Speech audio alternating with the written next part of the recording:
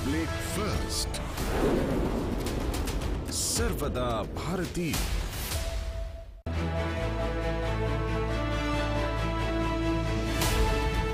ये है India first communication और आप देख रहे हैं पब्लिक फर्स्ट, सर्वदा भारतीय। नमस्कार, मैं हूं आशुतोष और आप देख रहे हैं पब्लिक फर्स्ट, सर्वदा भारतीय। मध्य प्रदेश की राजनीति में एक अहम किरदार निभाते हैं लक्ष्मण सिंह जी। जी हां, कांग्रेस सांसद और पूर्व मुख्यमंत्री दिग्विजय सिंह के भाई और अपने बयानों को लेकर अक्सर सुर्खियों में रहने वाले लक्ष्मण सिंह जी इस समय हमारे साथ स्टूडियो में मौजूद हैं। सबसे पहले उनका स्वागत करेंगे। लक्ष्मण जी, आपका बहुत बहुत स्वागत है पब्लिक फर्स्ट पर। धन्यवाद आशुतोष जी। सर, आप हमेशा अपने बेबाक बयानों के लिए जाने जाते हैं और जब भी हमसे चर्चा करते हैं तो बिल्कुल साफगोई से अपने बयान रखते हैं। सबसे पहले मैं आपसे जानना चाहूंगा कि ये साल 2023 में मध्य प्रदेश में विधानसभा चुनाव होने जा रहे हैं, कितनी प्रिपेयर है कांग्रेस पार्टी? आप क्या संतुष्ट हैं? कांग्रेस पार्टी ने तैयारी पूरी करी हुई है और इस बार हम लोग टिकट भी जल्दी तय कर लेंगे। पहले होता था कि आखिरी वक्त पे टिकट तय होता था।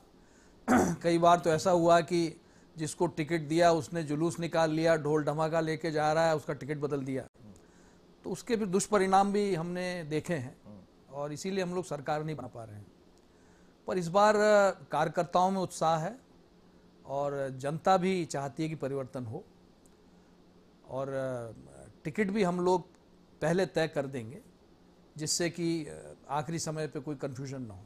सर, कितने समय पहले टिकट तय हो जाएंगे और क्या इसको लेकर सहमति बन गई है? अब ये कमलनाथ जी हमारे अध्यक्ष हैं, वो तय करेंगे। पर मेरा ये ओपिनियन है, मेरा जो 40 साल का अनुभव है कि 5-6 महीने पहले टिकट तय कर देने चाहिए। आप अनाउंस भले ही ना करें, आपकी रणनीति है लास्ट मिनट पे अनाउंस करने की, करिए, पर जिनको लड़ाना है उनको आप 5-6 महीने पहले बता दीजिए और वो 5-6 महीने अपने कॉन्स्टिट्यूएंसी में ही काम करें, वहीं रहें, कहीं नहीं जाएं। ये ऐसा होगा या सिर्फ ये सजेशन लेवल है आपका? आपका ये करना पड़ेगा तभी सरकार बनेगी। तो ये सुझाव आपको ये द्वारा सुझाव कमलनाथ जी को दिया जा रहा है? मेरा अकेले का नहीं है, ये आम जनता की राय है, आम कार्यकर्ता की राय है। मैं उनके बीच में वर्षों से रह रहा हूँ, अभी भी रहता हूँ, तो मैं ये बात बड़े विश्वास के साथ कह सकता हूँ कि आप टिकट पहले तय करेंगे तो आपको लाभ होगा। अगर आखिरी वक्त पे आपने किसी का टिकट काट दिया ये समझ के कि आप बड़े होशियार हैं, आपने बड़ा दाव पेच खेल दिया है, तो वो दाव पेच उल्टा पड़ेगा। ऐसा हुआ है? ऐसा हो ही रहा है, जब से 20 साल से क्यों नहीं बन पा रही है? कुछ कमियां हमारे में रही इसलिए नहीं बन पा रही है, क्योंकि मैं नहीं मानता कि बीजेपी ने कोई अभूतपूर्व कार्य किया है। ये हमारी कमियों की वजह से सरकार नहीं बनी है। लक्ष्मण जी, जिन टिकटों की आप बात कर रहे हैं तो उसमें टिकट के बंटवारे को लेकर गुटबाजी की बात आती है कि साहब ये जो फलां टिकट है वो दिग्विजय सिंह जी के खेमे का है, ये कमलनाथ जी के खेमे का है, ये अरुण यादव जी के खेमे का है, ये सुरेश पचौरी जी के खेमे का है, ये अजय सिंह जी के खेमे का है। तो इससे कैसे छुटकारा पाएं? ये बात बिल्कुल नहीं करनी है इस बार। ये है, इसमें रहा है, ये उसका परिणाम हमने भोगा है। इस बार शुद्ध रूप से जो जीतने वाला प्रत्याशी है उसी को दें। कमलनाथ जी ने कुछ सर्वे भी कराया है और इसमें जो बाकी जो नेता हैं वो अपेक्षा ना करें कि मेरे इतने टिकट मैं करा लूँगा और मेरे इतने मंत्री मैं बनवा लूँगा। ये सब चलता है, this too much advance planning जो होती है ये नहीं चलती है। पार्टी के कार्यकर्ता की आवाज़ सुने, पार्टी का कार्यकर्ता क्या कह रहा है, बूथ पे जो काम करता है वो क्या कह रहा है, उसकी आवाज़ सुन के टिकट देंगे तो सरकार बनेगी, नहीं तो मुझे संशय है अभी भी सरकार बन जाए। आपको संशय सरकार संशय है अगर इस तरह का हुआ। अब जनता बदल देगी, जनता परिवर्तन लाएगी, वो हम उम्मीद करते हैं। जनता सबसे बड़ी ताकत है, लेकिन हमें अपना काम करने का रवैया भी बदलना पड़ेगा। तो ये जो सुझाव आप पब्लिक फर्स्ट के प्लेटफॉर्म पे दे रहे हैं, क्या पार्टी के प्लेटफॉर्म पे या कमलनाथ जी से चर्चा हुई होगी आपकी? तो आपने कई बार हो चुकी है, कई बार दे चुके हैं और हम उम्मीद, इस बार हमें पूरा विश्वास है कि वो ऐसा ही करेंगे। जी, कार्यकर्ताओं को यहाँ पर कार्यकर्ताओं की सुन के टिकट दें, ये इस बार होना चाहिए और हम लोग सुनिश्चित करेंगे कि ऐसा हो। एक अलग से एक कहा जा सकता है कांग्रेस के अंदर से या राजनीतिक गलियारों से बात आती है कि साहब चेंज ऑफ गार्ड होना चाहिए। प्रदेश अध्यक्ष जी हैं, कमलनाथ जी हैं, भावी मुख्यमंत्री उनको कहा जाता है, तो क्या कांग्रेस में मान लिया जाए कि Kamalnath ji face of the Congress party Madhya Pradesh में वही भावी मुख्यमंत्री बनेंगे, या इसका फैसला विधायक दल करेगा? नहीं नहीं, निश्चित रूप से कमलनाथ जी ही मुख्यमंत्री बनेंगे, अध्यक्ष हैं, और आज बहुत अच्छी एक रैली भी हम लोगों ने निकाली है और एक बड़े काबिल नेता हैं वो। पर सबको अपना, बाकी जो हमारे सभी लोग हैं, साथी हैं, उनको कमलनाथ जी को अपना नेता वो मानते हैं, और मन में कोई संशय है तो कमलनाथ जी से चर्चा करें, उसको संशय को निकाल दें, मन में कोई बात न रखें और पब्लिक अपने पार्टी प्लेटफॉर्म पर खुल के बात करें। तो सारे जो थोड़े बहुत जो शंकाएं हैं वो दूर हो जाएंगी। कई बार अलग अलग तरह के बयान भी आते हैं कुछ नेताओं के, आप ही के पार्टी के, और एक बड़ा धड़ा जरूर लिखता है भावी मुख्यमंत्री, लेकिन क्या ये सभी की आवाज़ है? कमलनाथ जी ही हमारे मुख्यमंत्री के उम्मीदवार हैं। जो विधायक चुनकर आएंगे वो सर्वसम्मति से कमलनाथ जी का नाम लेंगे और कमलनाथ जी मुख्यमंत्री बनेंगे। पिछली बार चुनाव जीती थी कांग्रेस पार्टी, तो काफ़ी वरिष्ठ आप विधायक रहे हैं, उम्मीद की जा रही थी कि आपको किसी बड़े पद पे नवाजा जाएगा, स्पीकर तक को लेकर भी अटकलें लगाई जा रही थी कि चूंकि आपकी वरिष्ठता जो है वो डिजर्व कराती है आपको, या फिर कोई बड़ा वरिष्ठ पद, मंत्री पद का क्यों नहीं हो सका ये? अब ये तो मुझे नहीं मालूम, ये तो पार्टी ने फैसला लिया है, परंतु मैं भाग्य को मानता हूँ। भाग्य में नहीं था, सरकार भी नहीं चल पाई, सरकार भी गिर गई, और आगे न सरकार गिरे और जो वरिष्ठ हैं उनका पार्टी ध्यान रखे, क्योंकि जब क्रिकेट टीम में वरिष्ठ को महत्व मिलता है, फिल्म इंडस्ट्री में मिलता है, जॉब पब्लिक लाइफ में मिलता है, इन जनरल मिलता है, तो राजनीति में भी और पार्टी में भी वरिष्ठ लोगों का सम्मान होना चाहिए, उनको जवाबदारी देना चाहिए, जिससे मैं अकेला मेरे अपने लिए नहीं कह रहा हूँ, बहुत सारे हमारे वरिष्ठ नेता हैं, तो उनको सम्मान देना चाहिए और उनके मार्गदर्शन में काम करना चाहिए। एक टीस रहती है, क्या वो टीस कभी काम के आड़े आती कि अरे यार मैं जिता के लेकर आया था, कोशिश की थी, पार्टी की सरकारी बनी, लेकिन मुझे ये दरकिनार कर दिया गया, कहीं फिर से ऐसा ना हो जाए? ये होता है, कईयों के साथ होता है। नरसिम्हा राव जी के साथ हुआ था, ऐसे कई उदाहरण हैं जो बड़े काबिल थे और जो बड़ा अच्छा जिनका परफॉर्मेंस रहा हो, उनको कई बार साइडलाइन कर दिया था। ये जो इंटरनल, ये जो राजनीति, ये सरफड़ौल राजनीति में कहूँगा इसको, ये जो होती है, इससे पार्टी को नुकसान होता है। बीजेपी लगातार हिंदुत्व के मुद्दे पर बहुत ही एग्रेसिव रहती है, आक्रामक रवैया अख्तियार करती है, और कांग्रेस कहीं ना कहीं बैकफुट पर नजर आती है। हालांकि मध्य प्रदेश में कमलनाथ जी ने खुद को हनुमान भक्त हमेशा सामने रखा है, क्या ये रणनीति सही लगती है आपको? देखिए, कांग्रेस पार्टी सेक्युलर पार्टी है, हम सब धर्म का सम्मान करते हैं, और बीजेपी का एक स्ट्रांग एग्रेसिव हिंदुत्व एजेंडा है और वो रहेगा।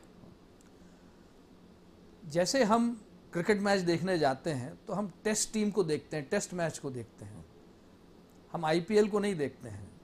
तो हिंदुत्व के मामले में कांग्रेस पार्टी हमेशा बी टीम रहेगी। अगर कांग्रेस पार्टी ये सोचती है कि हिंदुत्व के मामले में वो ए टीम हो जाएगी, तो ये उनकी भूल है और उसका नुकसान हम भोग चुके हैं और भोग रहे हैं।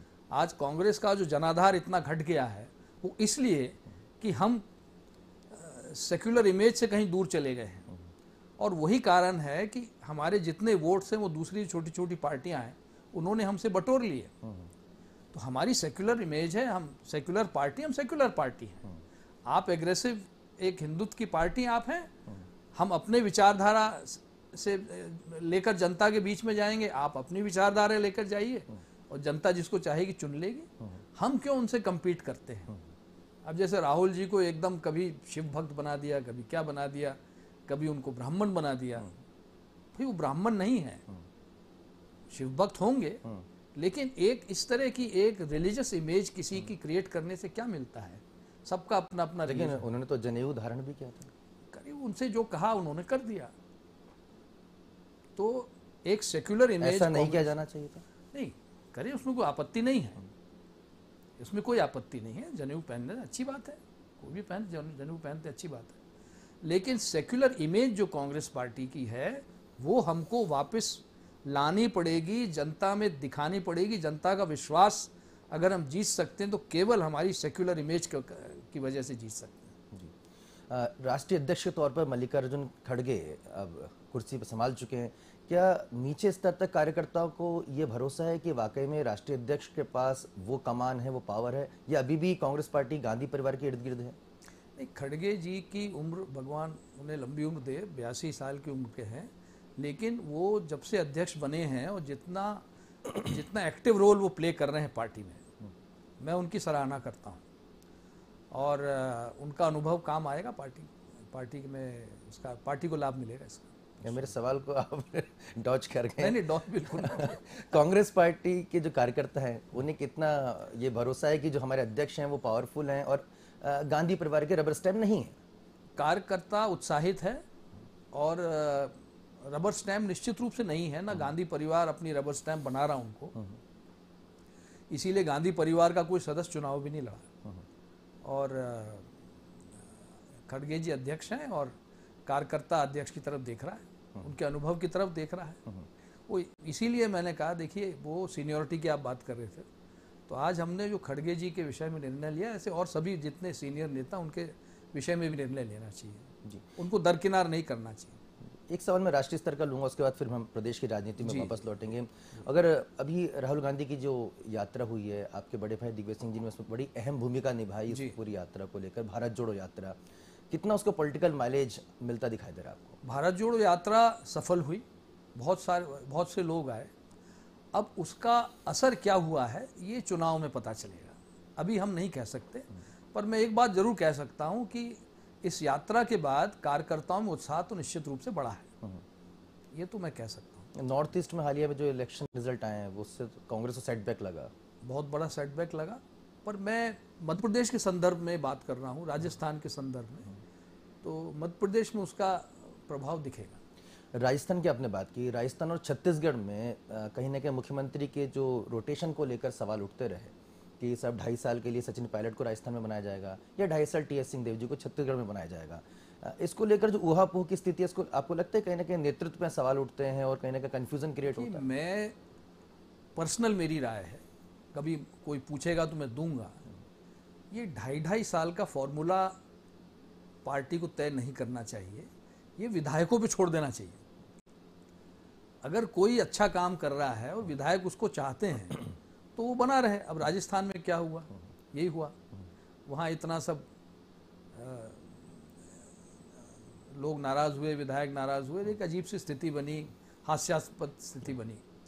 तो ये 2.5 साल का फॉर्मूला तय अगर आप करते हैं तो करिए, विधायकों से पूछ के करिए, बिना विधायकों को पूछे बंद कमरे में बैठ के दिल्ली में निर्णय लेना ये पार्टी के हित में नहीं और ना आगे होने वाला।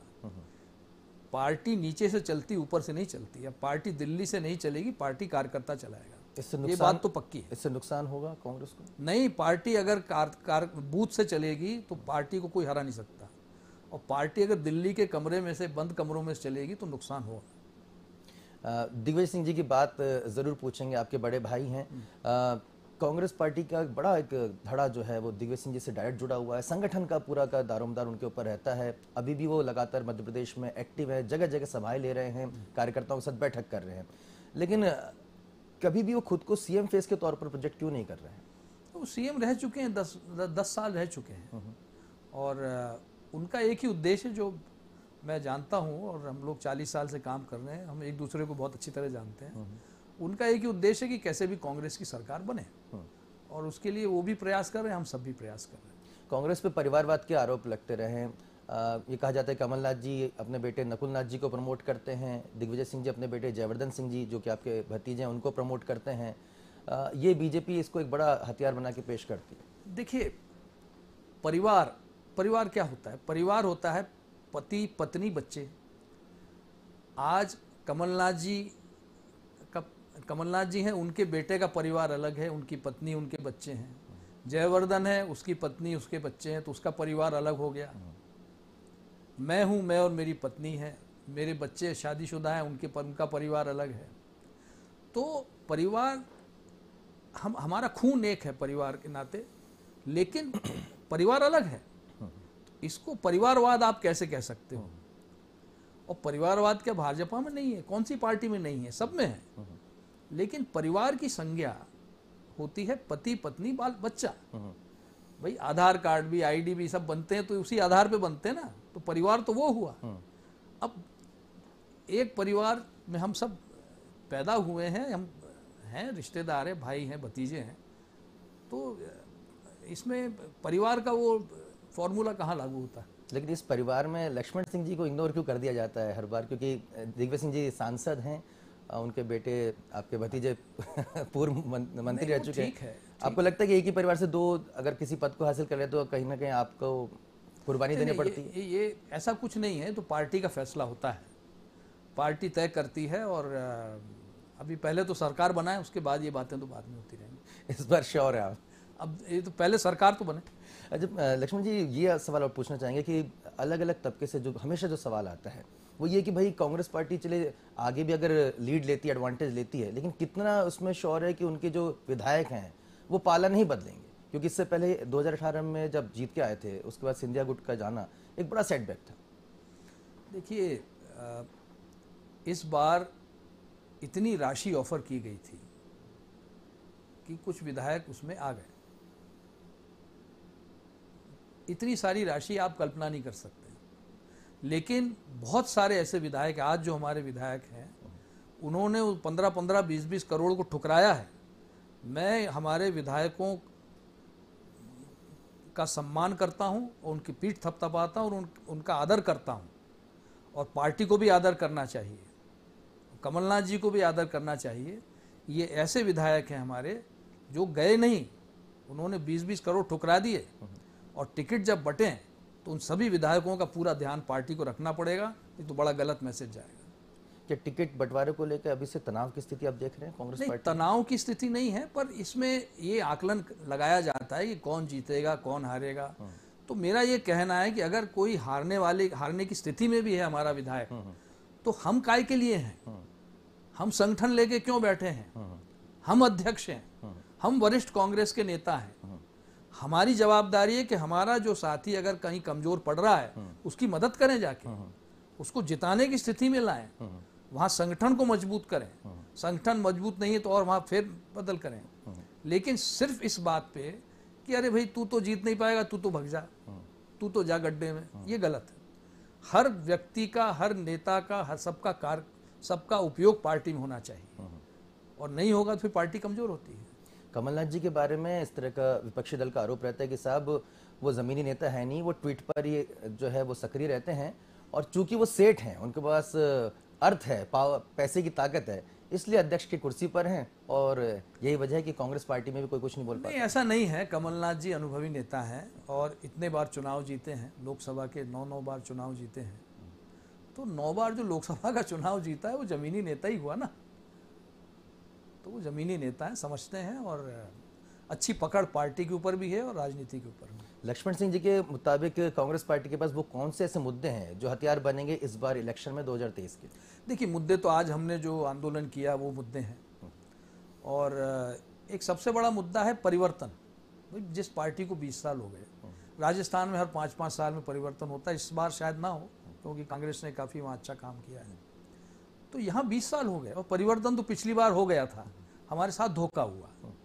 लेकिन इस बार निश्चित रूप से परिवर्तन जनता करेगी।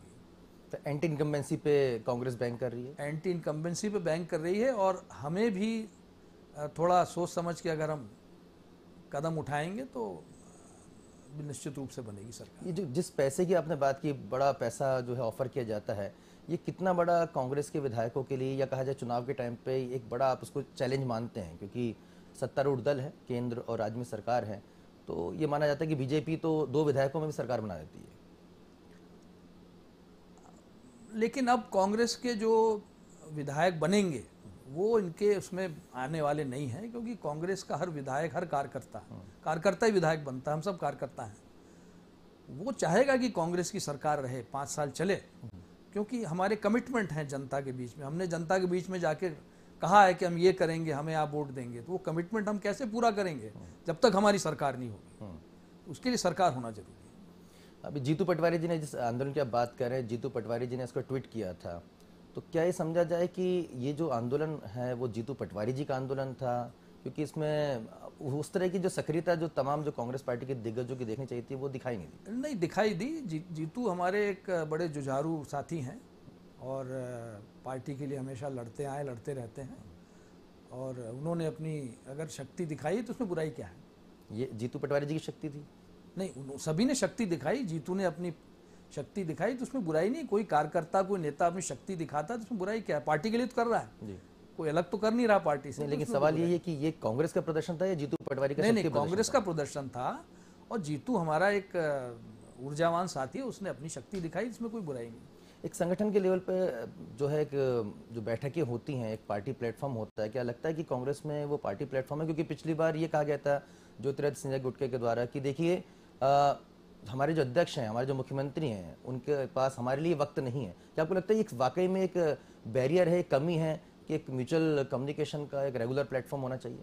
देखिए, ऐसा है कि कमलनाथ जी मुख्यमंत्री जब बने थे तो 15 साल बाद सरकार हमारी बनी थी, और मुख्यमंत्री को के पास समय वाकई नहीं होता है।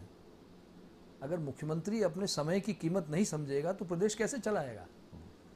तो जब भी हम मुख्यमंत्री से मिलने जाएं, आप भी जाते हैं अपनी मीटिंग करने, आपके कोई वरिष्ठ साथी हैं या किसी कंपनी में कहीं भी बिजनेस की मीटिंग करते हैं, तो आप टू द पॉइंट बात करते हैं, और समय उनका भी बचता है, आपका भी बचता है, क्योंकि आपका समय भी कीमती है। कमलनाथ जी अकेले का समय नहीं है, उनका तो है ही कीमती, मुख्यमंत्री हैं, लेकिन आप विधायक हैं, आप मंत्री हैं, आप कार्यकर्ता हैं, कुछ भी हैं, आपका भी समय कीमती है।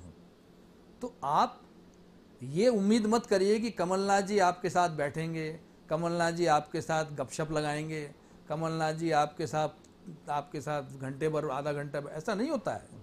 आप अपनी बात करिए, कमलनाथ जी को जो कहना होगा कहेंगे, बात खत्म हुई।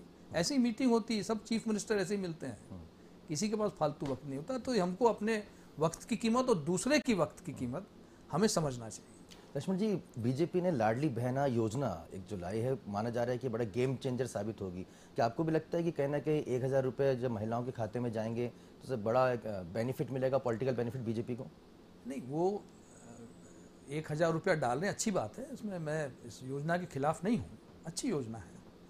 लेकिन मैंने अभी एक हमारी बहना से पूछा था, हमारे क्षेत्र में एक महिला से मैंने पूछा, मैंने कहा आपको 1000 रुपया भाजपा दे रही है, डालेगी आपके खाते में, तो आप क्या करोगे उस 1000 का? तो वो बोली, मैं सबसे पहले जाके राशन खरीदूंगी, क्योंकि सारा हमारा राशन तो बिक जाता है ब्लैक में, हमें गेहूं नहीं मिलता, हमें चावल नहीं मिलता, तो वो जाके राशन खरीदूंगी। तो अगर वो उस पैसे से राशन खरीदेगी तो आपका राशन जा कहाँ रहा है, क्यों नहीं मिल रहा है, सवाल ही उठता है। जो राशन उनके लिए है वो कहाँ जा रहा है? कालाबाजारी हो रही है, खूब जम के कालाबाजारी हो रही है। अगर आप राशन उनको देंगे तो ये 1000 रुपया जो आप दे रहे हैं उसके बच्चों के काम आएगा, उसके परिवार के काम आएगा। लेकिन अगर उसका राशन खरीदेगी तो इसका मतलब ये वो सिद्ध कर रही है बहना हमारी कि आपका ब्लैक मार्केटिंग हो रही है। और हमने भी कहा है भाई हम भी 1500 रुपये देंगे, उसमें क्या है। हम चाहते हैं महिला आर्थिक रूप से मजबूत हो, हमारी बहनें मजबूत हो, हमारी बेटियां मजबूत हो, कौन नहीं चाहेगा। लास्ट में सर, वो ऐसे कौन से पॉइंट्स हैं जो आपको लगता है कि आपकी ये सरकार जो अगर आपकी गलतियां नहीं करती, कमलनाथ जी सरकार पिछली बार, तो सरकार टिक जाती? वो कौन सी ऐसी गलती अगर पॉइंट वाइज आप बताना चाहें तो? देखिए, गलती मैं नहीं मानता हूँ, 15 महीने हुए थे, और 15 महीने कोई ज़्यादा समय नहीं होता है। अब वो बार बार कहा जा रहा है कि ये 15 महीने में ये नहीं किया, वो नहीं। अरे भाई, तुमने 15 साल में नहीं किया, कई बातें तुम्हारी घोषणा पूरी नहीं की तुमने बेरोजगार भत्ते का कहा था, कहाँ दिया? तो तुमने 15 साल में कई काम नहीं किए, अब 15 महीने में तुम चाहते हो कि हम सब काम कर दें, तो वो संभव नहीं था। और मेरे ख्याल से कमलनाथ जी की इसमें कोई बहुत गलती नहीं थी। अब देखिए, हम सब इंसान हैं, थोड़ी बहुत हमसे गलतियां होती हैं, कुछ थोड़ी बहुत उनसे हुई होंगी, लेकिन इतनी बड़ी गलती तो नहीं हुई थी कि आप सरकार गिरा दो, आप पार्टी छोड़कर चले जाओ। तो ये ऐसी कोई गलती तो कमलनाथ जी ने नहीं की थी। सर, ऐसा कौन सा एक पॉइंट है आपको लगता है कि अब ये अगर घोषणा कर दी जाती है, जैसे पिछली बार कर्ज माफ़ी की गई थी, हालांकि उससे लेकर काफ़ी जो सवाल हुए हैं, ऐसा कौन सा ऐसा लगता है कि कांग्रेस पार्टी अपने वचन पत्र में इस बिंदु को शामिल कर ले तो उससे फ़ायदा मिलेगा? देखिए, कांग्रेस पार्टी हो या कोई पार्टी हो, चूंकि हम कांग्रेस पार्टी की बात कर रहे हैं तो वचन पत्र में जो हम कहें उसका अक्षरतः पालन होना चाहिए। जो पूर्व में कैबिनेट के निर्णय कांग्रेस पार्टी ने लिए हैं उनका क्रियान्वयन होना चाहिए। हमारा जिला चांचौड़ा बनाने का कैबिनेट का निर्णय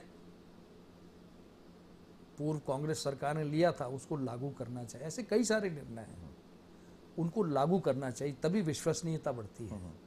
और विश्वसनीयता हमारी अगर नहीं बढ़ी और खत्म हो गई तो पार्टी खत्म हो जाएगी। मुख्यमंत्री शिवराज तो लगातार सवाल उठा रहे हैं वचन पत्र के। हम भी उठा रहे हैं उन पे, हम भी उनके घोषणा पत्र पे सवाल उठा रहे हैं, वो भी जवाब नहीं दे पा रहे हैं। हम एक सवाल करते हैं, वो दूसरा सवाल करते हैं, जवाब दो ना। सवाल करना विपक्ष का काम है, मुख्यमंत्री का काम नहीं है। मुख्यमंत्री का काम है जवाब देना। वो सवाल अगर कर रहे हैं तो शायद आने वाले समय में विपक्ष की तैयारी कर रहे हैं और उनके सवाल का हम जवाब देंगे। तो इस बार माना जाए अगर कांग्रेस पार्टी सत्ता में आती है तो लक्ष्मण जी का जो किरदार है वो बड़ा होगा। नहीं, पहली बात तो ये है कि लक्ष्मण जी तो कार्यकर्ता हैं हमेशा, सभी हम सब कार्यकर्ता हैं, पर हम सब मिलकर प्रयास करेंगे कांग्रेस की सरकार बने। पर इसके लिए मैं एक बात बताऊं कि इतनी आसान डगर नहीं है, बहुत कठिन परिश्रम करना है और बड़ी चुनौती है। भारतीय जनता पार्टी अपने आप में एक चुनौती है, मैं इसको स्वीकारता हूँ। और सारे देश में उनके अधिकतर प्रदेशों में उनकी सरकार है और उनसे हमें लड़ना है और जीतना है। और जनता के आशीर्वाद से और आप सबके आशीर्वाद से हम जीतेंगे। पर चुनौती है, लड़ाई है और ये चुनाव की तरह लड़ना चाहिए। बहुत बहुत धन्यवाद लक्ष्मण सिंह जी, हमसे इस एक्सक्लूसिव चर्चा करने के लिए। उतनी साफगोई से, उतनी बेबाकी से, हमेशा की तरह मुस्कुराते हुए इस अंदाज के लिए। बहुत बहुत कांग्रेस के वरिष्ठ विधायक लक्ष्मण सिंह जी हमसे एक्सक्लूसिव चर्चा कर रहे थे। साफ तौर पर उन्होंने कहा कि कांग्रेस पार्टी को अभी बहुत मेहनत करनी होगी, चुनौती बड़ी है। संगठन को लेकर भी उन्होंने साफ तौर पर कहा कि चुनाव के दौरान जो टिकटों का बंटवारा है वो पहले किया जाना चाहिए, सीधे तौर पर कह रहे हैं। और अगर कार्यकर्ताओं की अनदेखी की तो कांग्रेस पार्टी को एक बार फिर सत्ता से दूर रहना पड़ सकता है। आपको हमारा प्रोग्राम कैसा लगा आप हमें जरूर बताइएगा। देखते रहिए पब्लिक फर्स्ट, सर्वदा भारतीय।